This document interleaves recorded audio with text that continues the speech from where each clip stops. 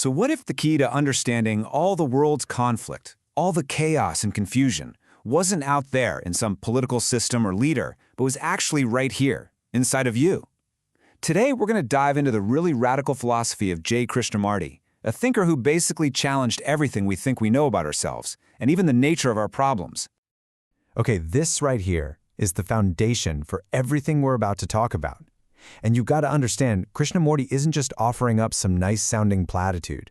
He's making a direct claim. The inner psychological state of every single one of us is what creates the society we live in. That means the greed, the fear, the division we see all around us, they're just projections of our own inner lives. So if we want to understand the world, we have to start by understanding ourselves. All right, so where do we even begin a journey like that? Well, Krishnamurti starts with something we all know, something we all experience: attachment. Attachment to people, to ideas, to our own sense of who we are. And as we all know, where there's attachment, there is almost always some kind of pain. Now, what's so fascinating here is how Krishnamurti draws this incredibly sharp line between what he calls love and what he calls attachment. He says that what we often call love is really just attachment wearing a mask. See, for him, real love is freedom. It doesn't need anything. It just is. But attachment, well, that's a whole different story. It's completely tangled up in fear, anxiety, jealousy, and that feeling of possession. It's all about the desire to be loved, which he argues comes from the mind, not from a place of genuine love. This is the obvious next question, right? But notice the question isn't, how do I get rid of my attachments? That's what we usually ask. Instead, the inquiry is simply, why is it there in the first place? It's not about condemning it or trying to force ourselves to be detached. It's just about looking. And this is where the journey inward really starts to get deep. And as we follow this thread of inquiry, we pretty quickly discover that attachment isn't even the real issue. It's actually a symptom. It's a cover for something much, much deeper. A feeling that, let's be honest, most of us spend our entire lives running away from. And this just lays out that inner dialogue perfectly. You start with the thing on the surface. Okay, I'm attached. But you stay with it. You ask, why? And you see, oh, it's an escape. An escape from what? And then it hits you, a feeling of profound loneliness, of being totally isolated. And just like that, everything shifts. Attachment isn't the problem to be solved anymore. The real issue is this deep, underlying loneliness. So you see, that's the crucial pivot. We stop fighting with the symptom, that attachment, and we turn our full attention to the root cause. This is a massive turn in the investigation. We're not trying to fix a surface-level problem anymore. We're trying to understand a condition at the very core of our being. And here it is. This is the really stark realization this inquiry leads to. It's not that we have a feeling of loneliness. It's not that we feel empty sometimes. The discovery is that we are that feeling. We've completely identified with it. The part of you that's observing the loneliness isn't separate from it. You are that insufficiency. It's a really challenging idea for sure, but it's absolutely key to what comes next. Okay, so if we are this emptiness, this loneliness, then what is it that creates this sense of a separate, lonely me to begin with? Krishnamurti points to one single source, the whole mechanism of thought itself. This is a truly radical definition of thought.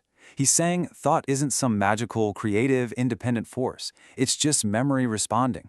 It's our past experiences, our conditioning, replaying itself. Which means, by its very nature, it's always old. It's always the known.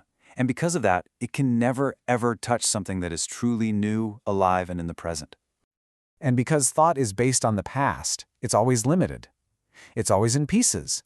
It's what takes the whole of life and chops it up into fragments.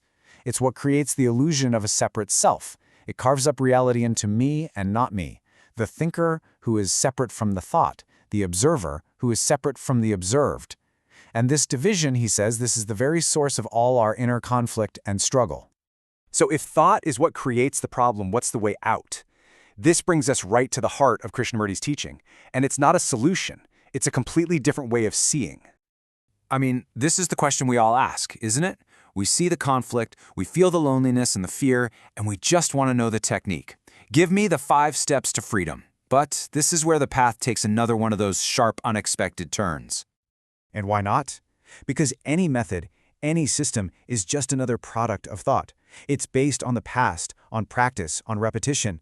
So trying to use a method to get rid of a conflict created by thought is just using the tool that created the problem in the first place. It's a complete trap. And there it is. That's the great insight. Freedom isn't found by escaping the problem, by trying to find an answer somewhere else. The way out is actually through. The answer is completely contained within the problem itself, if we can just learn to look at it in a totally new way. This is that new way of looking, choiceless awareness. It's not about analyzing your loneliness or judging your fear or trying to fix it. It's just seeing it for what it is. And in that simple, direct observation, that division that thought created just collapses. The observer, who is looking at the loneliness, disappears. There's only the seeing of loneliness. The observer is the observed. And in that moment of unity, the conflict just ends. So, what's the result of this? What happens when the mind is no longer caught in this trap that it made for itself? You see, when the mind isn't constantly rerunning the old patterns of the past, it becomes quiet. And in that silence, it's fresh, it's new, it's innocent. For the first time, it can actually meet the present moment exactly as it is without being distorted by the weight of all its yesterdays. I just love that line. It captures the quality of this state so beautifully. It's not some empty nothingness. It's an immensity of silence, where life is constantly renewing itself from one moment to the next. It's freedom from the known. And so, we end right back where we started, with a question. And it's not a question for me to answer, it's one for you to live with. This is the challenge that Krishnamurti really leaves us with. Can we stop our constant search for solutions, for answers, for escapes? And can we simply, directly, and with our complete attention, just be with what is? The answer, he suggests, is in the question itself.